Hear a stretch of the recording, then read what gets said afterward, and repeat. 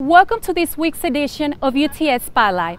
My name is Carla Aguilar and we are here at the Allen Sox softball field where the UTA women's softball team held a camp over the weekend for middle and high school girls that are interested to learn more about the sport. Camilo Aviles with the story. If we all pull together, we'll get it on set. 1, 2, 3, pull! The UTA softball team is making a camp for younger girls. The girls tell us about how camps work and their feelings towards the camps. So the camps are basically just where kids that are in high school or middle school just starting out or that are like experienced, they come to the camp in hopes to get looked at and to eventually be recruited by UTA. And so it's a good experience for them to get to see how like a college program works. Sophomore Madison Miller tells us what she got out of camps when she was young and how it affected her softball career. It kind of makes me think of like when I was a little kid, I get to give back. And they were definitely like coaches and players that put on camps for us that inspired me and made me want to like play at the college level and just kind of gave me that love and that fire that I needed. Some players come to camps before committing, like in the case of Shelby Court, who tells us her experience.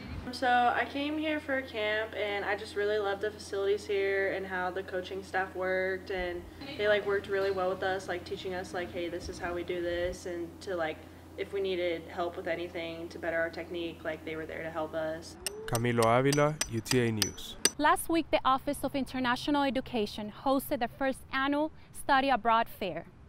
Mason Brighton with more of the story. There's a lot of studying abroad programs, and they give you so much information.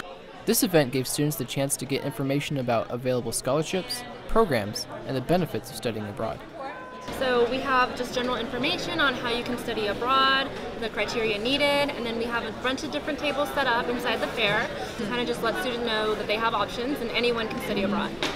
Kyle Tommy, who studied in Trier, Germany for a year, talked about how financially, studying abroad is not as daunting as it may seem. There's not only are there a lot of resources to help you financially, it's actually a lot easier of a process to get into than a lot of people think. If you apply for it and you put in the work for it, it's very unlikely that you won't get to do it. And there's a lot of ways to fly for cheap, to live for cheap. Europe is a lot cheaper than Americans think. I highly encourage studying abroad, whether it's Germany, anywhere else in Europe, or Asia, or anywhere.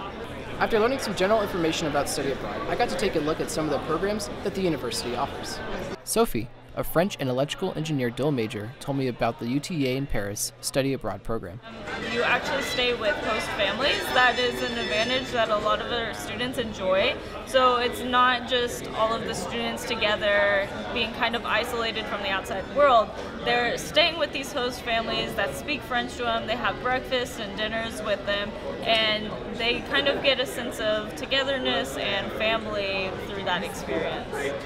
Mason Brighton, UTA News.